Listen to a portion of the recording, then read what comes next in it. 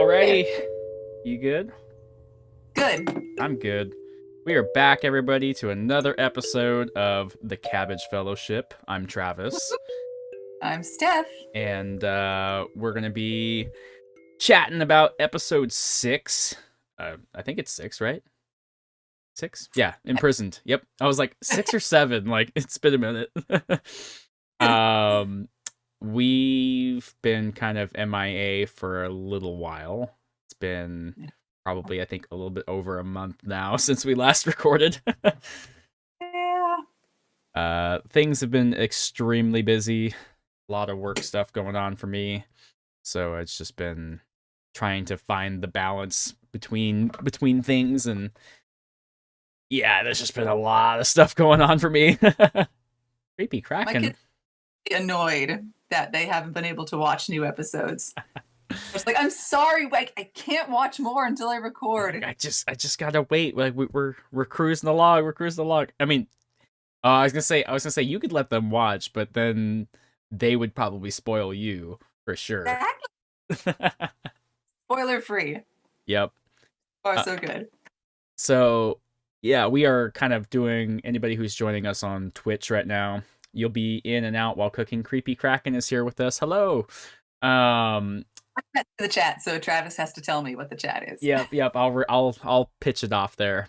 But this is kind of like just the second time we've kind of tested this method out.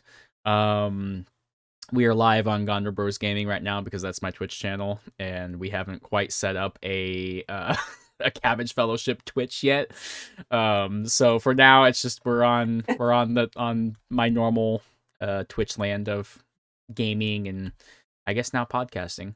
But there's an actual category for talk shows and podcasts on here. I found that while I was on there, so you can just plug that in while we do this, you know.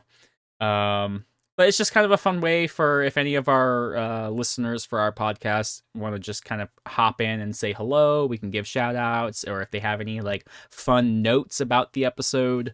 Obviously we have a Discord where people can post notes, and we'll go over people's notes as well in correspondence with our notes.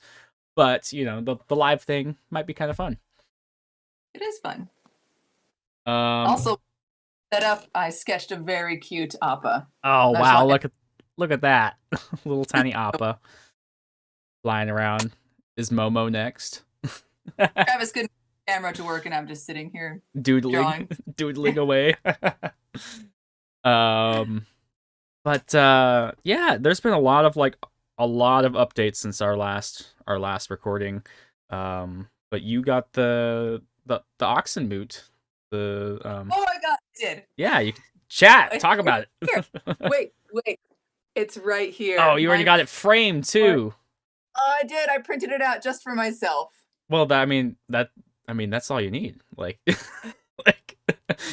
that is the official t-shirt design of Oxenmoot 50. And Oxenmoot is this massive, it's almost like a con. It's a gathering of members of the Tolkien Society, and they've been doing it every year. This is the 50th year. It's a big deal. And they chose my design for the t-shirt. So you'll be able very soon to order your own t-shirt. Do we order it through your site, or is it there? No, it will be through the Tolkien Society, through Gotcha. Oxenmoot. That makes sense.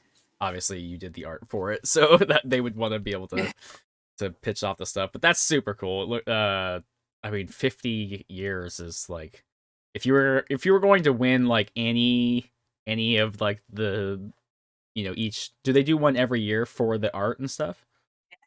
Yeah. Yes. Yeah. Okay. So if you were to like win any of them, I feel like the 50 is like a really good, like solid number there. Oh my god, I wanted to win so bad. I cannot believe I did it. I won that. Super cool. I'm super. Are you wearing the whip shirt? Oh my god! Yeah, speaking of, I just saw whip or something on there. Like there's a whip. Where there's a whip, there's a way, featuring the head orc from the Rankin Bass animated classic, The Return of the King. This is my art. I drew this. Hell yeah! Put it on a shirt. Buy it on my website. Definitely have to pop in there. I don't have the shortcut command, otherwise I would post it into the chat. But I do have the ability to go like this.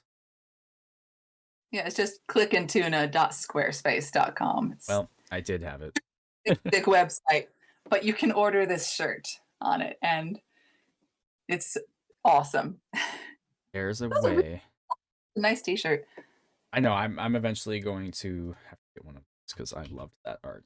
I do have the Oh, shortcut speaking for the what? of my art that we forgot to mention last time, we have Uncle T Guy Oh, we do. Heck that we yeah. need to put on merch. Yeah, we should definitely get that set up on like mugs and like some stickers and a shirt. Show y'all right here. Hashtag Uncle T Guy. Use the hashtags in all of the social media lands of Uncle T Guy Cabbage Fellowship. The I did have the shortcut key for the Cabbage Fellowship link tree, so people can go. I was able to post that, which will take it. It has the links of all the things, including your website on there. So if anybody wants to browse that, but yeah. So we're talking tea now, Uncle Tea Guy. I've got my teacup here. It looks like you have an N7. Was that? I do. I'm Commander Shepard, and this is my favorite mug on the Citadel.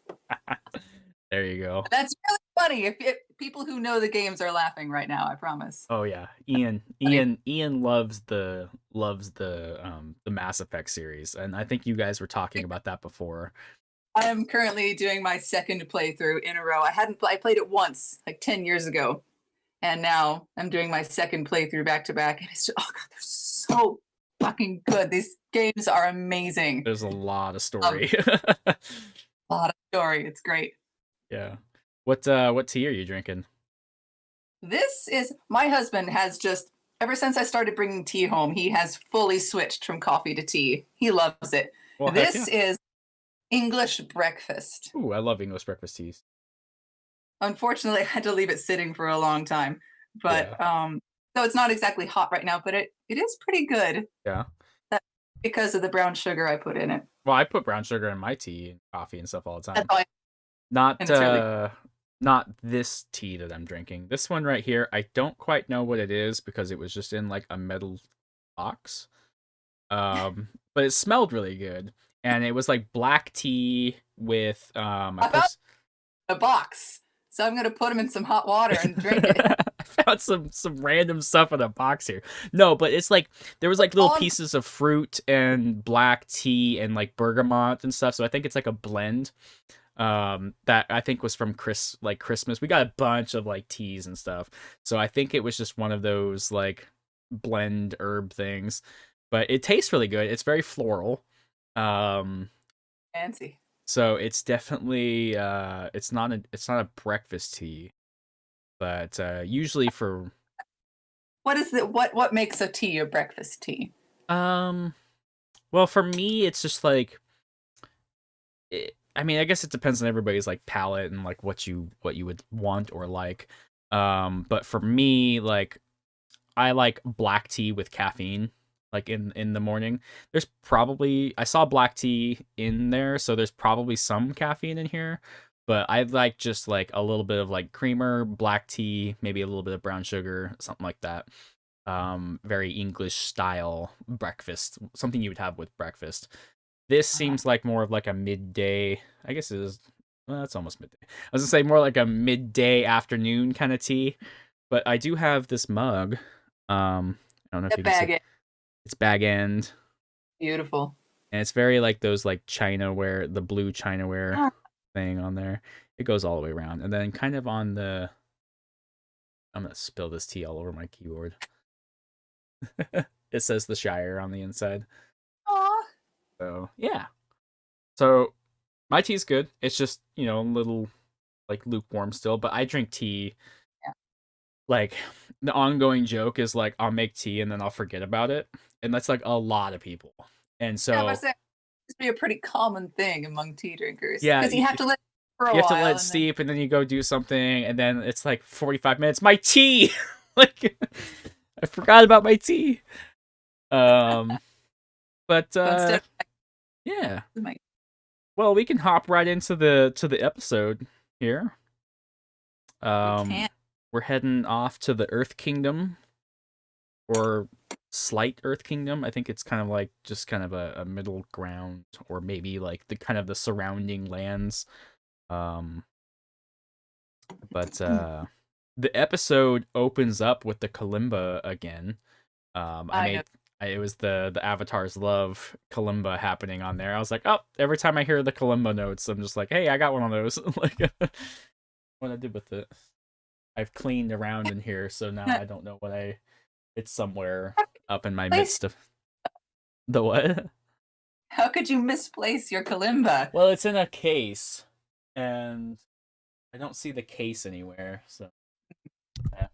Oop, rocking my mic around. Um, do you want to lead, or do you want me to just kind of read my notes, or No, I will. I mean, my first note yeah, was I'm going back up to yours. that Sokka showing some, some smarts, Mm-hmm. some common sense. So shouldn't we run away from big booms, not toward them? And I'm like, yes, Yes. thank you. It's being responsible. If you are traveling incognito with the most important person in the world, And most and you hear wanted, nearby, you should stay away from the explosion. or send a scout, Yes. like a very like sneaky, very like In other words, not Katara, who immediately runs up and goes, "Hi, I'm Katara." that's what I said on there. I said Katara is extremely trusting after all they've been through and have gone so far when it comes to the random stranger earthbending over here. Like okay, so the last episode we were in, right? They were in they met Boomy, King Boomy. And at the very beginning of that episode, that earthbender like captured them and put them through like a bunch of like tests and like all this kind of stuff. And And then you so see her. Oh my God! Hi. yeah, it's just like yes, it turned out all right for Boomy, and it was actually he was Aang's friend. But wouldn't you think like after that situation had happened, you'd be like, okay, maybe we should be a little bit, and maybe that's why Sokka is like a little bit more kind of after that last incident is kind of like Somebody is learning yeah, and growing. learning as we go. He's like, okay, maybe we should do a little bit more strategizing. um, yeah, I put you know, we're immediately kind of given that like perception as earthbending is bad. The they're whatever, like the Fire Nation is like Robin Hood, where they steal from the poor, where they come in and they're taking the taxes and stuff, and that's just for the Earth Kingdom. But we kind of immediately get this kind of like hint as like earthbending is not a thing that you should be doing.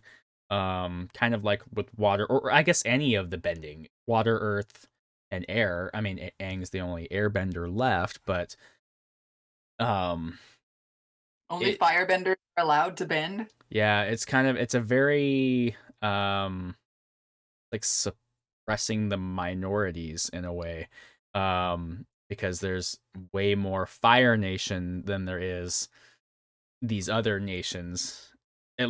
At least over the course of like what is it, like 100 years, they've been pushed down, down, down, down, down. So there's not as many. They're not in the numbers. It's just Fire Nation has taken over everything, and so like it's very subtle. But I feel like in this episode we're getting like stuff that kids, like young kids watching this, might not quite catch on to, but we're getting this like very what's the word I'm thinking of, like I guess like suppression, like suppressed people. um I wrote it, I thought I wrote something down somewhere in here. Discrimination, kind of. um yeah. Well, I wrote down, are all firebenders irredeemable douchebags except Uncle T Guy? We shall Do we find need out. any firebenders besides Uncle T Guy that Besides, are just nice, chill, good people. I think that's stuff that we'll discover a little bit along the road. Um, it's kind of, I think, like a perception thing, whereas with not without spoiling anything or talking about anything that happens later down the show, I think it's like a um kind of like if you were raised in a home or somewhere with these beliefs, and then over here they're raised in this town or whatever as these beliefs, you might that just might be kind of like your upbringing. Right. um That's one of my questions. Like, are these traits of the Fire Nation? Is this nature or is this nurture? yeah, Are they that's a are good point. they Nature versus nurture, we should remember that. all naturally more combative, more abrasive, more prone to behave in this way, or is this just a product of their culture? of what's happened over the course of years. Yeah, I think we'll see some stuff. I'm gonna remember that nature versus nurture topic for like later on down the road. um, what else you got? What else do I You have have? Let's see. Okay, okay. Katara saw the guy again. What was his name? Don't tell. Haru. Haru. Yeah, She's like, and she's like, "You're that kid," and I'm like, "He looks about 20. yeah. Doesn't look like a child. Like Like Aang looks like a child, and there's Haru who's like 6'4". I don't know. he's like I don't know. He could be like one of those like 16-year-olds that are just like very like tall and like And I think he is because he did act younger than he looked. It's just my impression of that line was, "What like what? color?" No, no, no. um, Let me look at mine. Yeah, the uh When they had to act natural. that's that's a great moment for comedy. are you talking about the like the improv kind of And then the firebenders are going to come in, the soldiers are going to come in, and they're like, "Act natural." And everybody's Oh just yeah. Yeah, yeah, complete. yeah. Yeah. The we kind of get from the beginning of the episode as we start to like learn a little bit more about Haru, and like what's happened to their town and what's happening or what's happened to his father, like all that kind of stuff. We're kind of set up with that small hero archetype, where Mhm. you're just like, okay, like very small town hero, like you kind of already know where his path is about to kind of go from the start. Um, they're like, oh, they could come in and take him away, like like they did for your father. I felt like that was kind of like, okay, so that's gonna like, that's what's gonna That's happen to that's what's gonna happen to him now, you know, like, so it's the now we gotta go rescue him or whatever.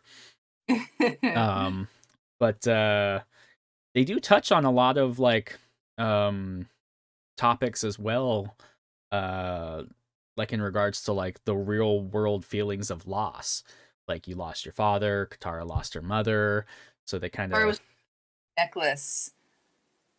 Yeah, yeah, just saying that left and you go, it's not enough, is it? it's just it's a memento kind of like homage. So Yeah, I felt that one. that. Yeah, I felt that. I was like, okay, that's those are some like these are some the writers in this show. They're like tying in so many different things all in one episode. At least on this one too. I know sometimes Yeah. episodes are like filler episodes, but this one they're kind of hitting like all the bases here and setting up. I feel like this was a really good setup episode for like the the world building of Avatar and like more perception of Fire Nation, not just hey, those are the bad guys. Like it's like really kind of tying in a lot of like things that have happened to all sorts of people, like Right. different. What actually happening, specific instances. And Mhm. yeah. So I felt like that was some good writing, especially for only being on episode 6 of this ongoing show. You know, 6 episodes in, and you know the so far we've had some um, pretty good story building, pretty good some comedy. Like, so they're kind of and like real world issues like kind of already all like hitting each other right off the bat of the show. Like we're not even halfway through the first season yet, and it's just like there's so many different things that parallel with our world here that I found was like super interesting. So And this writer, between the humor and the emotional stuff. yep, yep. Um, so did you so when they go off to they're wandering around talking, doing whatever, and they come across the old guy in the mine. Yeah. Did you wonder why the old guy was in the mine? Yes. Because that was my first question. He's like, "Ah, help me." I'm like, "What the hell were you doing there?" What, Like, now, to be fair, I have never been in a mine. However, it seems to me reasonable that the number one rule of going into a mine is don't go into a mine by yourself. right. Ezekiel Here's King, this welcome in. goes into what is clearly a dangerous mine by himself. Yeah, I don't know. Like it was kind of just like we're talking about all this great writing, and there's a lot of great writing happening. But then there's like right after that, there's like this weird little like Yes, the what? for reasons of plot, this old man was by himself. That's what I was kind of thinking too. I'm like, it has to be a plot thing. It has to be for the plot. But wouldn't it make more sense? Unless they suspected Haru because his father was an earthbender and whatnot, and they set this up. You know, when they Mm. knew he was nearby, I don't know. That's probably reading way too much into it. However, it's a possibility. Yeah, it's like a small We just continuity error, like or something. Like, but like, I was just kind of wondering, like, I was like, if it was me, I would put a mine worker in there coming out being hurt or whatever. random old guy. What was he Random. doing in Yeah, it's like, this? who knows? um, what was that? Sorry, one more time. Real Yeah. this guy. Again, Sokka showed a lot of common sense, saying the Fire Nation is here in force. We shouldn't stay here. Amen. Yeah. Well, when they were sleeping or when they were trying to sleep. Yeah. Yeah. He's like, you get to this place and it's full of the Fire Nation. Their soldiers are here. We shouldn't stay here. That's right. Good for Like, you. maybe we should just leave. I did make a slight note as well in regards to that. Like Sokka actually has some valid points about leaving, but then I was also like in the other part of my mind, I was thinking I immediately just had like Merry and Pippin voice in my head. The closer we are to danger, the farther we are from harm. You know, like just like That's right. That's basically the logic here. yeah, that's the logic. It's like, well, the Fire Nation will never expect us to be here, like right here. Is Yeah, where the Fire Nation camp is. Like, there's no way. Like, I just wrote that double crossing old guy. yeah, for real. They save his life and he immediately rats him out. Couldn't just keep your mouth shut for 24 hours? I don't know. And like, I feel like that guy is old enough, and I don't think that Haru's dad has been gone that long. I mean, Right. he's been gone a little, like a while, but not like crazy long time. I feel like that old guy would have known Haru's dad or like Yeah. known about him because it's a small town. Yeah. Like, so it's just like you're really gonna rat this kid out who saved your life and like is trying to do the best for your town. And the paid spy. He triggered the cave in to try to force Haru to earthbend and save him just so he could turn him in and, you know, get in the good books of the fire people. That's what I say. But he didn't even get money out of it. Like No, but he got, you know, like credit, I a guess. pat on the shoulder. Good job, old guy. You've got like 2 more years to live and you got no more money. Now the fire soldiers think that they can trust him and they're not gonna like come for him. I don't know what to do. Are there any women firebenders? I don't think we've seen any yet. I don't Yes, but I don't want to Yes. say anything further because I don't want to spoil things. Okay.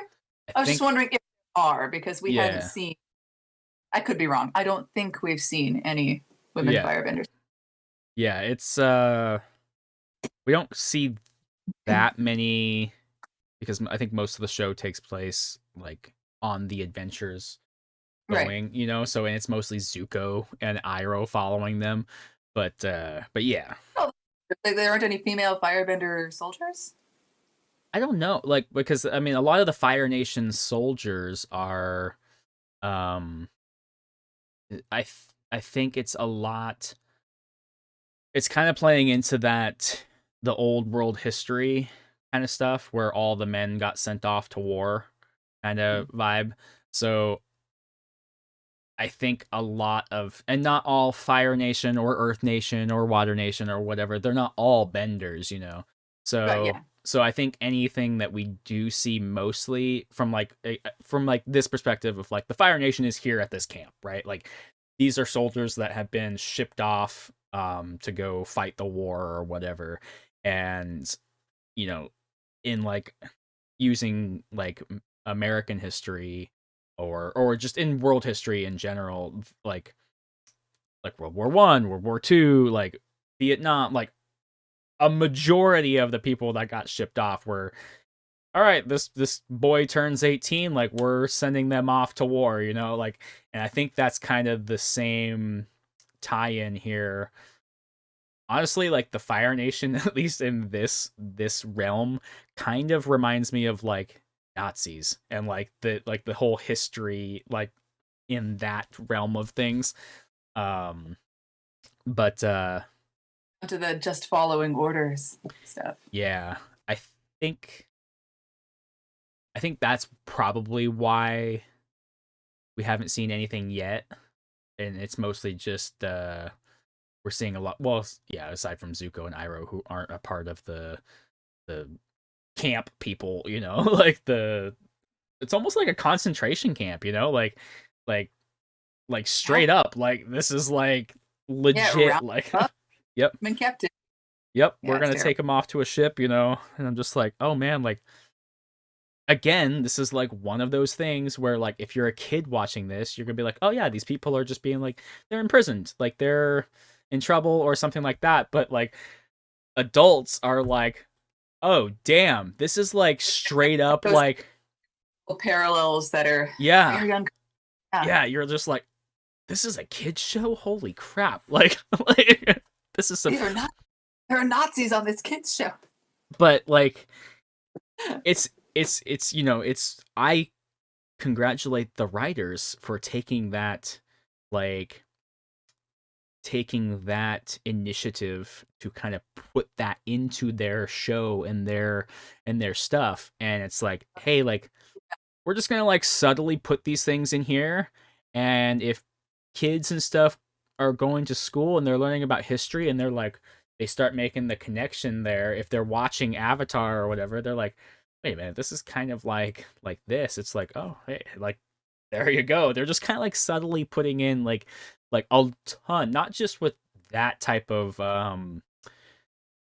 with this one particular issue, but just across the board. There's so many different things like family issues and just like all sorts of stuff all over the place. And I'm just like, these writers, this is why I've been saying like from the start and like for years now, like Avatar The Last Airbender is one of my favorite shows of all time because of just so many different there's so much in this show, in this series, that I don't think anything else has quite come close. Me personally, there's probably shows out there, but you can't watch everything. But um, what else? What did you have while I browse Oh, mine? I had a question at first that I sort of answered for myself later. I said, so the Fire Nation wouldn't want to arrest a waterbender because waterbending is what Katara does. And if they would want to arrest all benders, then they didn't have to do the whole ruse with pretending that she could earthbend. However, that was answered for me later, sort of, when we found out they're keeping the earthbenders on a metal ship. on the water, which obviously wouldn't have worked, because Katara could have Yeah, done the water. they probably wouldn't have However, done that. however, Katara had no way of knowing that. They didn't know where the prisoners were being kept. Yeah. So I don't know why she didn't waterbend for them to show them she was a bender. Like, wouldn't they have wanted to arrest her for that? Question. I don't know. I was like, why don't you just like, Reasons of plot. yep. Has to go to the ship, and they wouldn't have put a waterbender on the ship. Right. Yeah, they were definitely not throwing. Well, I like how they wrote, or I wrote, how it's being captured by the Fire Nation, fun stuff. Because Aang's just like, oh yeah, fun stuff. Like, this is great. Like, like he just is the most carefree. Like, Just happy to be there. he's like, yeah, like it'll all work out. Everything will be fine. Like, we'll get there. We'll learn airbend, or we'll learn water bending, and we'll stop the Fire Nation, and like, it's just, and it'll be fun.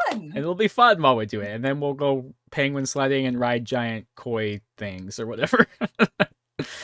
Oh god! And then Sokka and Aang were wearing hats to blend in with the crowd. Hats Right. that would cover their faces as the fire went by. However, they were both still wearing their extremely distinctive bright blue and bright orange clothes. Right. It's still really out. Yeah, it's progress from the old man disguise, but they can still do better. There was a thing, because I was looking up like I was looking up the next week's episode on here so I could read it at the end of the episode that we do usually. But what I didn't realize, I did remember. What I didn't realize is there's like a little trivia thing at the bottom on like IMDb of like just fun facts about the episode. However, I'm gonna ask that you don't read them because sometimes there's some spoilers on there. So, I will not. But they do say like there's a big yellow bar that says below this line, this trivia item may give away important plot points. However, that's nice. You just mentioned the hat. There's a fun little trivia thing here that says Aang buys what in English is called an Asian conical hat, which he wears into Haru's shop. These hats are worn in various regions of Asia and have a variety of names. In China, they're called Daoli, or Daoli. Hopefully, I said that correct. And in Japan, they are called Kasa. So I just wanted to throw that out because you mentioned the hats and the conical things. Yeah. The hats hid their faces, but they're still wearing their waterbender and their airbender. Their airbender and their attire. Buy a beige robe or something. It's kind of like when you're playing a game and you only have so much money for like the bracers, but you still can't afford the chest piece or the helmet or anything like that. You're like, I only got so much gold. They're at least putting in an effort. Right. I mean, it's better. I mean, better than nothing, and hope for the best, I guess. I don't know. Speaking of the tax collector, in that shop scene as well, when the tax collector comes, we see Bao Liang coins in his box. The Earth Kingdom symbol is based on the Bao Liang coins. So their symbol on like on all of their flags and I guess their kingdom sigil is loosely based on what those coins, I think, in that they probably just put in that box just as like a slight little nod, like, hey, here's some real world coins here. Like, rolls in the stream. Hey, Snowman. Also, during World War II, the United States ordered one. So speaking of like the relocation camps, the that I was just mentioning here. When we get to this evil island that you said was all made out of metal, or island boat. I don't know if it was like a big. It was a boat. Yeah, I mean, I thought it was an island thing too, but I don't know. It was there was a captain though. Yeah. So the Oh, that makes sense. Yeah, captain. Yeah. So we first get the when when he first speaks, did you notice who it was, or are you familiar with a lot of voice actors or anybody No, really? So, do you know who George Takei is? obviously, yes. Obviously. Yeah, that's Yeah, him. Yeah. I had. I'm gonna have to go back and watch that again just to hear. Yeah, it's crazy. Like he rolls in, he doesn't ever play like evil people or anything like that, and it's just the voice. So you have to just picture him uh like in his normal happy voice. We're doing great, Snowman. Thank you for hopping in, recording our episode of the Cabbage Fellowship. Anybody who's hanging out with us on Twitch, we are kind of doing a live stream as well. So if you're listening to this on YouTube or Spotify or whatever, you'll occasionally hear us say hello to people who are hanging out. Yeah, yeah, recording this live. You could have Woo! been. Come hang out with us. We're in a we have a Discord and everything. We'll post it. Um, the where we go? Oh, I was reading this thing. Another random fun fact, um, in I love that. regards to what I was talking about, and George Takei actually is mentioned on here. During World War II, the United States ordered 120,000 people of Japanese ancestry to be moved into relocation camps throughout the U.S. out of fear that they may be spies. George Takei, is it Takei or Takai? Am I saying that wrong? I always said it in my head, Takei, but Takei? I don't. We're, pro- we're probably messing it up, but it's fine. George, if you're listening to this, we apologize. Um, uh, he provides the voice of the warden. Um, Spence George says on Twitter, it's pronounced Takei. Takei. Definitive answer. Takei. Okay. I will use that from here on out. Takei. George Takei, who provides the voice of the warden, spent several years as a child in relocation camps in Arkansas and California. Yeah, I So knew that. so he's voicing a warden at like a relocation type camp in this show. Ooh. Yeah, like can you imagine that for a second? Oh, Like like that's some crazy level thinking right there, especially for him. Like I wonder how he felt about that. I mean, obviously he did it. He was like, I'm gonna do this. He probably knew based on like the writers and the show and all that kind of stuff and what they're trying to spread history wise, and like bringing these actual real world issues and stuff to the table. He was probably like on board with that. He's like, yeah, I will. Like, and he would know for sure how wardens and stuff like that treated people. So if he's playing the baddie, playing the voice or whatever, that's I thought that was a really really cool, um and also very real real issue, um Yeah. for the writers to bring this in. And this is just small stuff that you wouldn't, unless you like looked into the behind the scenes stuff, um and somebody for like you who's never watched this show before, you might not have even caught anything like that, if you didn't know the random trivia or the random voice actors and stuff like that. So I'll be doing my best along this adventure to kind of like throw random things like that out there. Yeah. And the uh, voice actors are people of note. I mean, you seem to know half of them personally. Not personally, I know a few in the show, but I know a few personally, but I don't know George. George, if you want to grab some tea, let me know. We will You're come all have some tea. yes. What did I say in here? There was Ooh, an I had Yeah, go. what are they having the prisoners do? Kind of tapping on cold metal with little mallets. What are they doing? I have no idea. I can't I Because could not answer that. Like, it's like it's cold metal. This is not going to have any. I didn't just to show them being forced to work. I mean, I guess that's like, a fun, pointless task to give your prisoners. maybe it's to kind of just like break their spirit even more, knowing that they can't do anything about it because they're like, this is metal. All right. Like I'm not just hammering on some rock or something over here, you know. I don't know. It's like it's almost like as bad as like you're gonna clean this entire like 3,000 square foot floor with a toothbrush, you know. Like Yes, yes, same vibes there, very much so. yeah. Just Um. it. So speaking of dads and moms and voice actors and stuff like that, the before just because I have it up on the page right here, I don't want to get too far.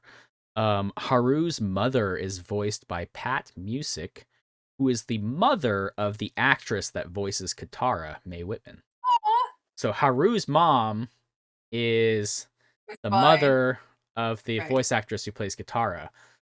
So so Katara's voice actor and Haru's mom in this episode, they're actually in real life mother and daughter. So like that's kind of a cool little tie in there. Yeah, said they have part for a mom. Hey, my mom could do it. Yeah, That's fine. they're like heck yeah. And Haru's we finally get to see Haru's dad on the ship thing. Yeah. Um yeah, they called Earth Bending brutish savagely savage savagery. My autocorrect here said savagely and I was like, "Wait, I don't think I typed that." um so yeah, they're already kind of discriminating against earthbenders and pretty much just kind of yeah, I don't know, just very Steph. Oh no. Oh no. We lost Steph again. Hey, you didn't lose me. I lost you. I'm still here. Oh damn, I was about to take a photo of your frozen face there and being like send it to Oh, you. don't do that. Was it bad? I was gonna send it to you and be like, where are you? Video froze on my end for a sec. Yeah, it's all good now. It went back up. Um So- but yeah, so another fun voice actor is have you seen Lilo and Stitch? yes. You know Gantu? The there's Pleakley and Captain Gantu, the kind of evil aliens that are trying to. Yeah, which one's which? So Pleakley's the skinny little one-eyed Okay. one, and Gantu's Okay. the bigger Yeah. guy. That's the same voice actor as Haru's dad. It's Aw. yeah, it's Gantu. He also voices Shredder, I think, in Teenage Mutant Ninja Turtles. Which Um, one? oh, I have no idea. I just pulled this up because I was curious because I recognize Gantu, so it's Kevin Michael Richardson. So if anybody is interested in wanting to see his portfolio of voice acting, um, yeah, it looks like you had some notes about Katara's speech. I did as It was, well. and it was very, very funny that nothing happened. Yeah, it was like I wrote No, on. it's good that nothing happened because you can't just incite people to riot without some kind of a plan. I mean, they're at a major disadvantage here. Yeah, So they need to organize and not just let's go. I What? I said awesome speech, very inspirational, kind of like Braveheart and Aragorn in like Lord of the Rings. Like the speech Yeah, part is very inspirational. However, yes. it's like until that little until Aang I think came back up with all the coal or whatever, the that's when that kind of kick started because now they're like, "Oh, we do have the ability to fight back. We do have now we actually have like a way to do this, you know?" No, um funny though, was no plan, only coal. yeah. I got a good little weird like a chunk of this whole entire scene in here. So I wrote rebellion, cult, inspirational words do work. Um, you can't break that. Can't stop a father from protecting his child. That's what kickstarted that. So it wasn't until that the fire benders like attacked Haru that all these earthbenders are kind of sitting here. They just heard Katara's inspirational speech and they're like, okay, yes, like probably inside they're probably like, yes, we should do something, but we don't have the ability. And then all the coal comes up, and then Haru decides the Fire Nation was doing their talk and all that kind of stuff about breaking these people and all that kind of stuff, and Haru earthbends a chunk of coal at like one of these people. Oh god, And that was so funny because as we were watching that, I'm like, come on, Qatar, just beam that guy right in the forehead with a chunk of coal. And then Haru did exactly that. And my yeah. kids never yes!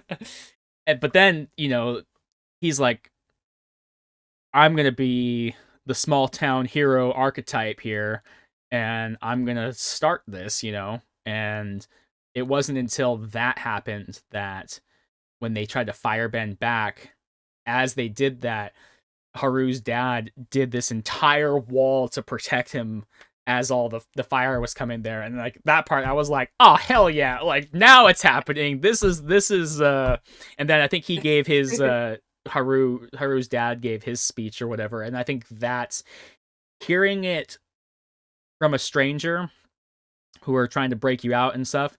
They're like, yes, this is good, but hearing it from a leader who is in prison with you, who went down, Trust, yeah. like somebody you trust, somebody that's from your town, somebody that's like somebody that you're familiar with, hearing those words come out of their mouth, being like, all right, this is more like rousing. This is what's gonna really kickstart this battle here. Plus, they also had that point, which helps. Right. um I I just love the part. We'll get back into the inspirational speech thing in just a quick second because I feel like that's gonna be a longer note. Um, the guards. So there's some more comedy happening while all of this is going down, and they're like, tell me, what exactly did you see? Well, sir, it looked like a flying bison. It's like, a bison or a buffalo? He's like, honestly, sir, I'm not sure what the difference is. We often use them interchangeably here in the United States, but they are different creatures. They are different, and I put a little link in there because did you want to read the difference or tell the difference between a buffalo and a bison for people? We have bison here in the United States. Yep. Buffalo are like water buffalo or Cape buffalo, and they don't live around here. Nope. They and we have bison. All the others are buffalo. The wild buffaloes. We you can tell the difference between their horn, their hump, and their home. Yeah, I was looking at that little reference there. The home, the hump, and the horns. They don't live. Contrary to the song "Home on the Range," buffalo do not roam in the American West. Instead, they are indigenous to South Asia, water buffalo, and Africa, Cape buffalo, while bison are found in North America and parts of Europe. Buffalo remains commonly used when referring to American bison, thus adding to the confusion. So fun friend parties and tell everyone that it's actually bison. Yeah, like seriously, like what you could do is like, what did you take away from episode 6 of the Cabbage Fellowship podcast? Well, today I learned the difference between a bison and a buffalo. Don't forget, when your friends use the word buffalo, don't forget to do the point. Actually, people love that. People do. Hey, make you so popular. I love random facts and I love remembering random facts. This could save you someday. If you're ever on like The Price is Right or something and they're like, what's the difference here? Or like the most random things. Like that's a 10,000. Is right? What's that? Do they do trivia on The Price is Right? Oh, I don't know. Like just all those different shows and different like contests and stuff like that. It may come in handy. You may be like, for $10,000, if you can answer this question right now, here you go. And it's the buffalo bison thing. You're like, boom. I know this. Cabbage Fellowship. That's right. Yeah. So back to the. I love the. In that same scene, he's like, "Well, get the captain or whatever," and he's like, "That was the captain."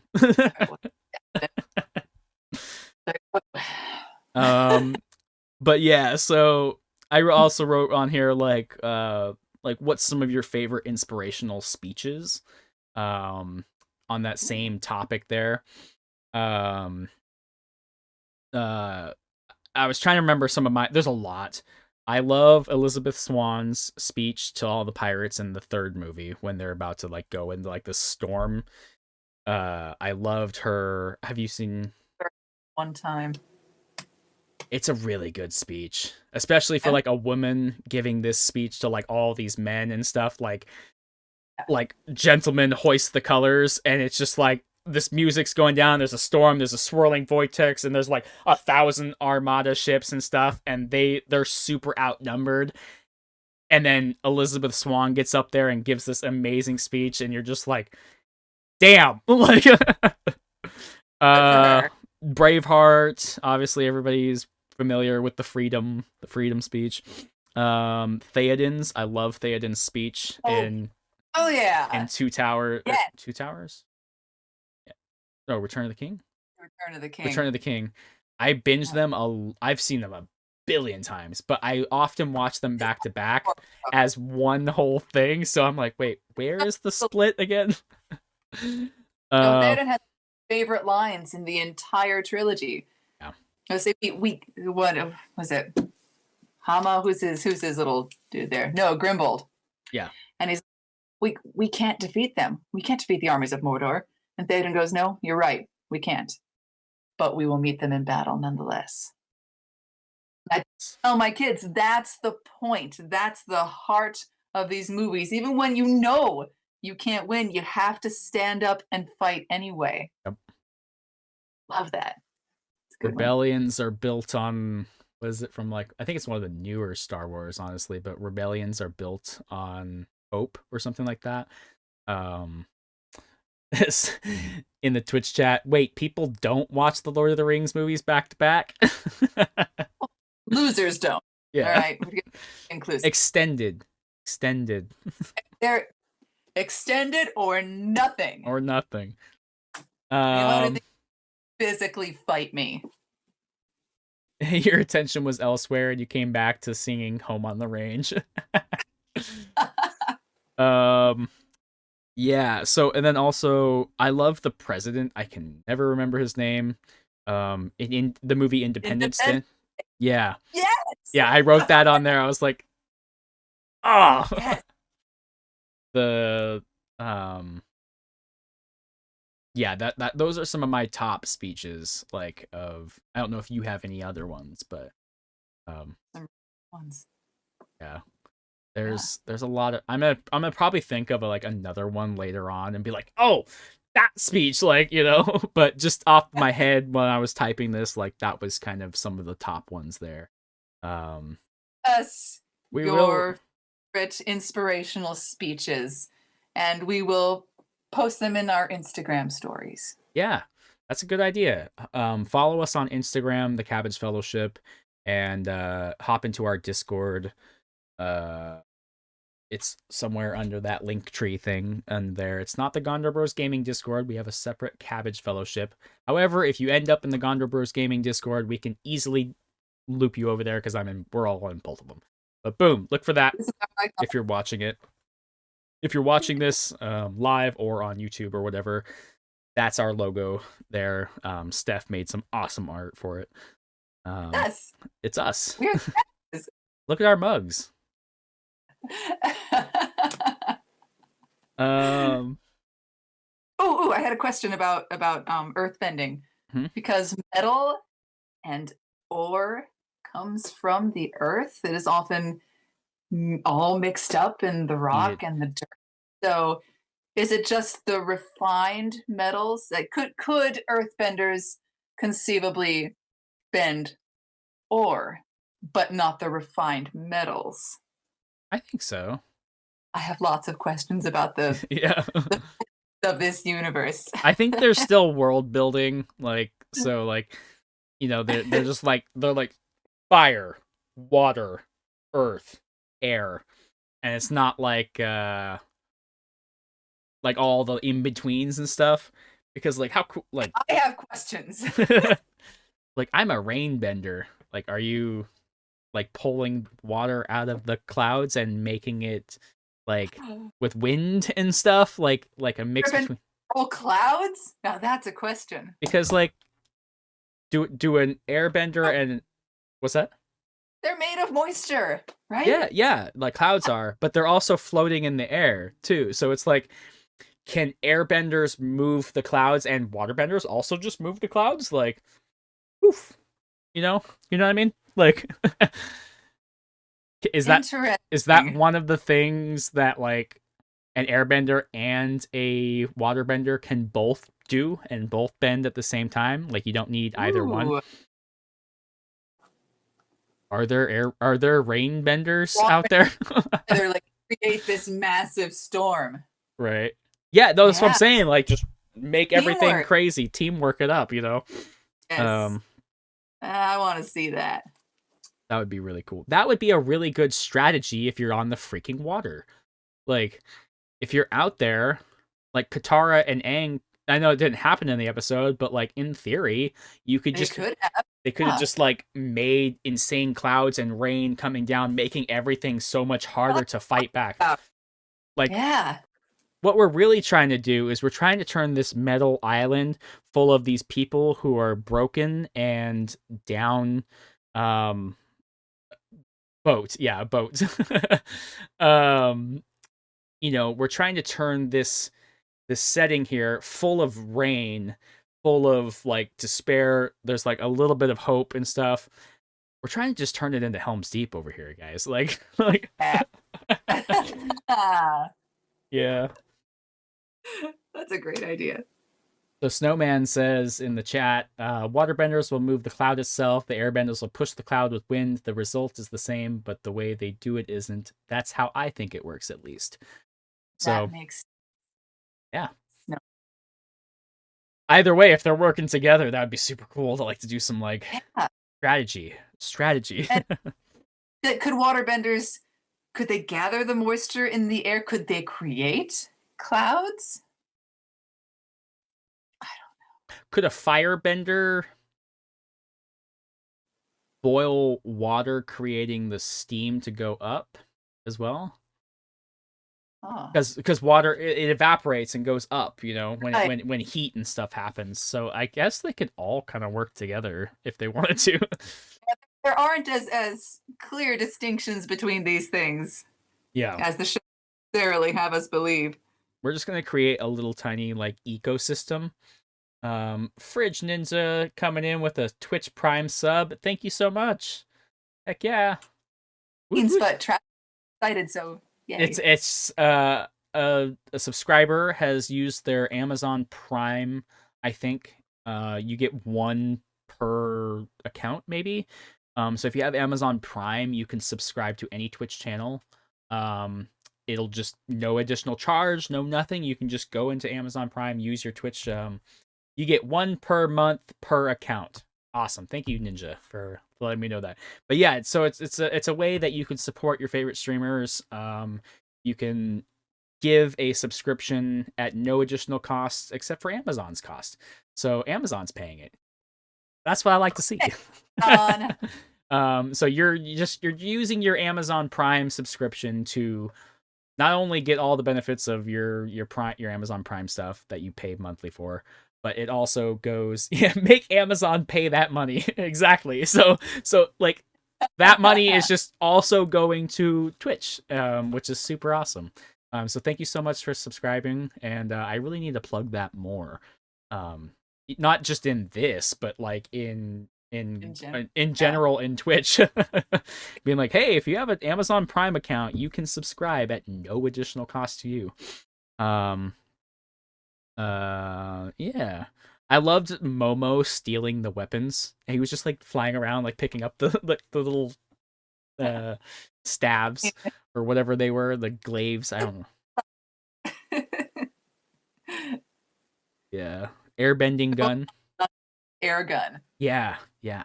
That That was speaking of using working together. Earthbending. I guess they didn't really earthbend it. They just kind of like dropped him in. But in theory, they could also just earthbend him in. But yeah. And he just got like an air bazooka. yeah, and just like launch it, just send it. Yeet. Eat it, as the kids say these days. as them youngins say.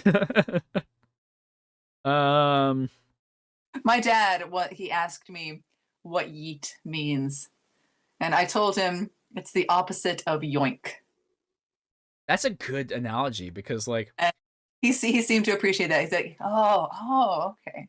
especially for like, I feel like everybody knows like yoink, like Yeah, take, you know, and even like older generations would know that too. So yeah. yeet, yoink, yeet, yoink, yeet.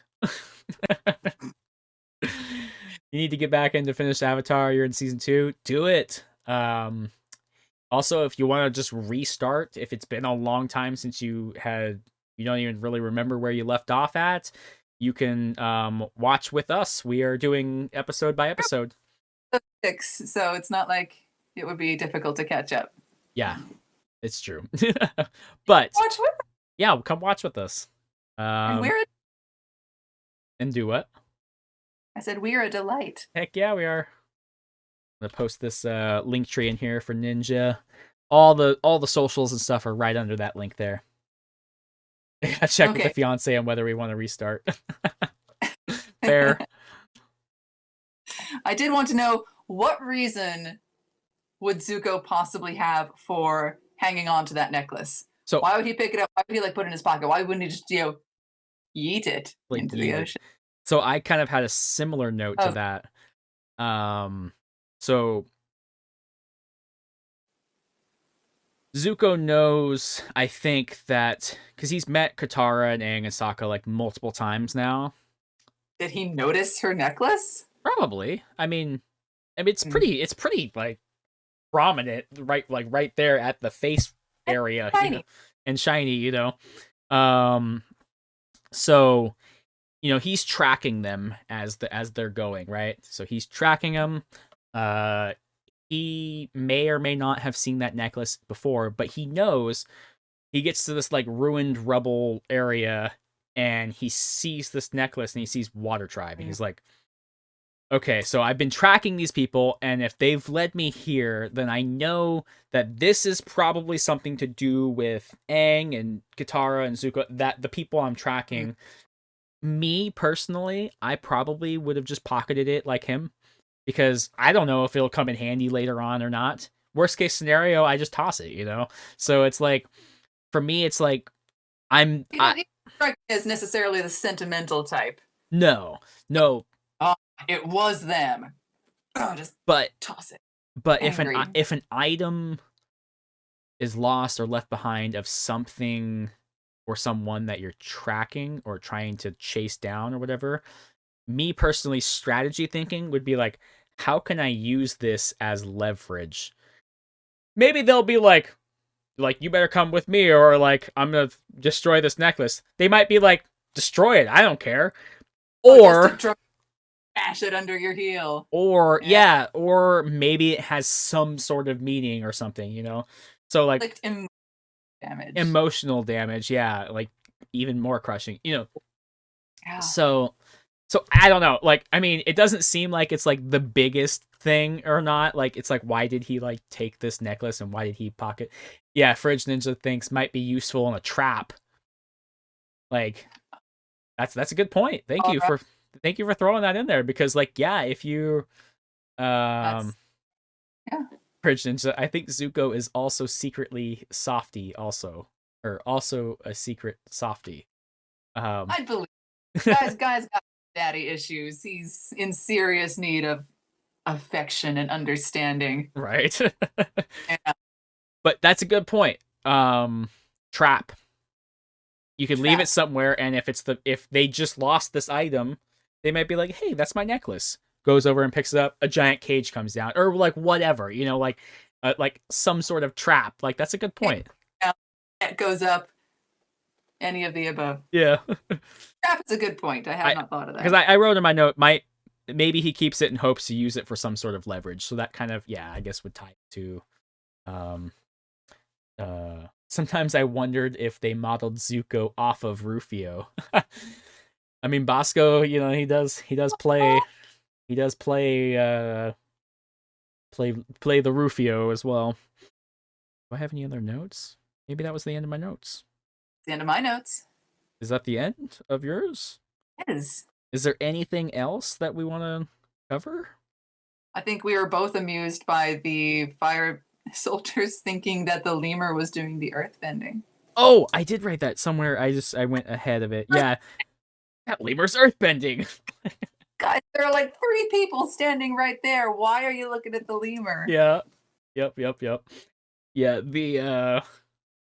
yeah, I feel like that would be a good shirt for you there. An earthbending lemur. Momo the earthbender. That earthbenders bending lemurs. That's what you should write on there. Make it like backwards. But I like that. yeah. That was Make our good Cabbage Fellowship merch. Yep. But we have to get Uncle T Guy on. We gotta get Uncle T Guy on there, so I'll try to get that posted up onto the spring store thing. Yeah. Thanks for hanging out with us, a couple people in the Twitch land. Feel free to hop into our Discord, catch up on all the previous episodes on YouTube or Spotify. You can see some of Steph's awesome art on our spring store. I think it's spring. It's in the link. But we got some mugs. We have stickers, I think, on there. There are stickers. Stickers and mugs, I think, is where we're at currently, and maybe a shirt. But we'll be updating that and stuff soon. I think was it Kara got her mugs? Yes. Somewhat recently. Yeah. I still haven't gotten one. I need to hop on there and be like, boom, snag one. I'm mug. Heck yeah, they're my mug.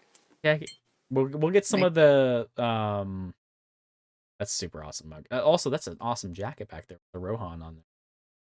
So, that's cross stitched. Well, heck yeah. It's cross stitching. That's super cool.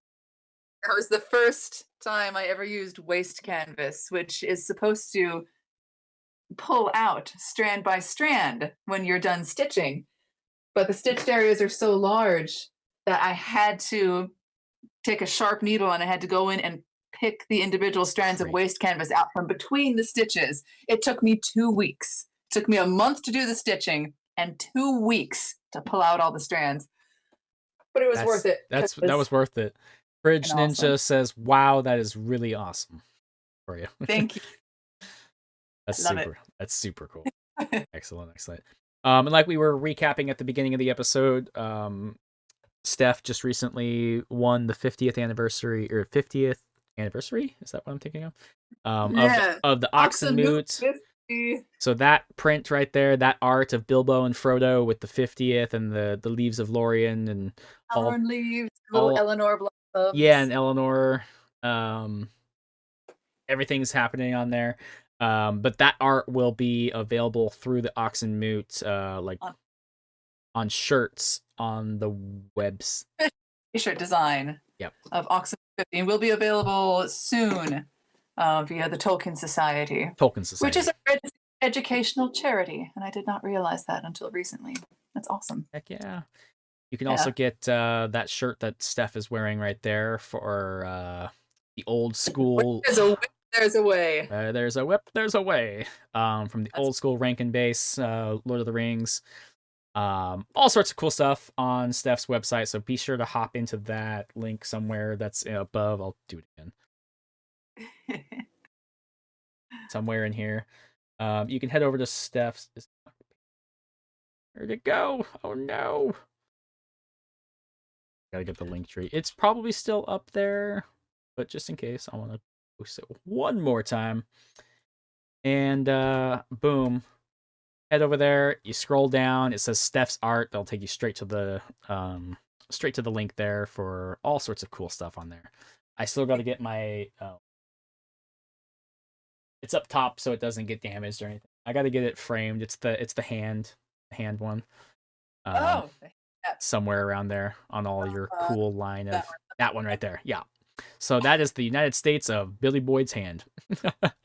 Yes, a map of the United States as illustrated by the left hand of William N. Boyd. There you go.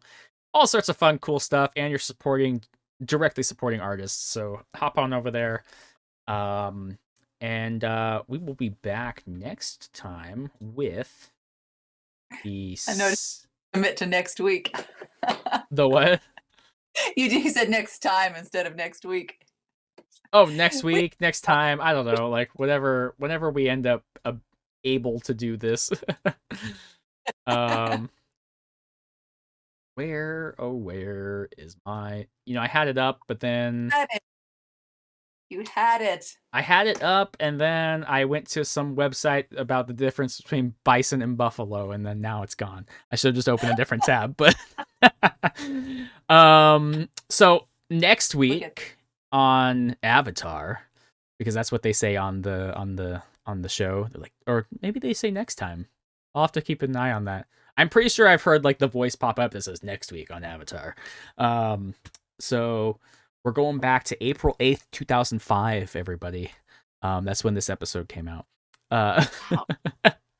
So we are 18 years back. Right? Did I do that right? Yep. Boom. Hydration station, thank you. That's gonna make no sense to people listening. Hydration station means I have to take a drink due to the Twitch community. So next time on Avatar, it is the Spirit World Winter Solstice Part 1. So, we're getting some really, really cool stuff here happening. So, I love this episode. This is gonna be a really, really good episode, and I'm not gonna spoil anything.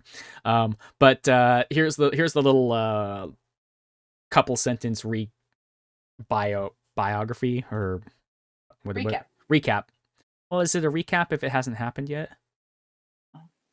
Some preview summary. Yeah, I was like Aang and his friends visit a village being terrorized by an angry spirit.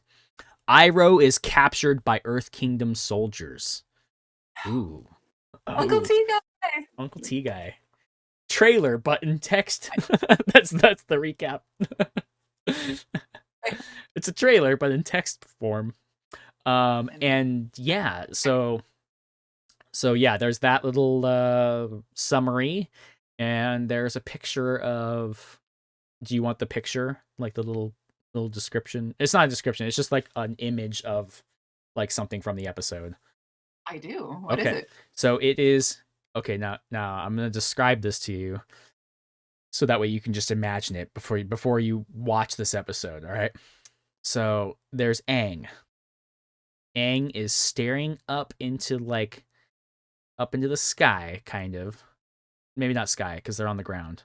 He's staring upwards, and he is all ghostly blue, right?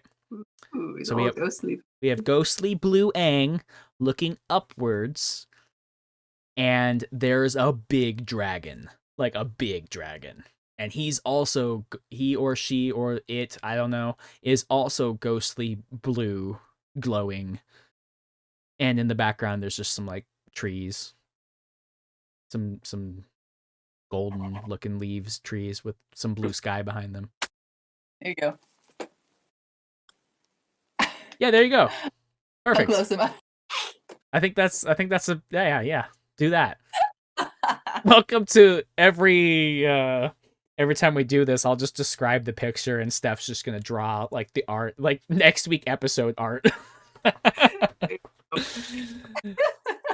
Fun. Alrighty, guys. We'll see you guys all next time. Have a great rest of your day. Thanks for hanging out with us in Twitch. Thanks for listening. Thanks for supporting. And hopefully we will be a little bit more frequent on these episodes as things have calmed down a little. So, cool. I'll see you guys later.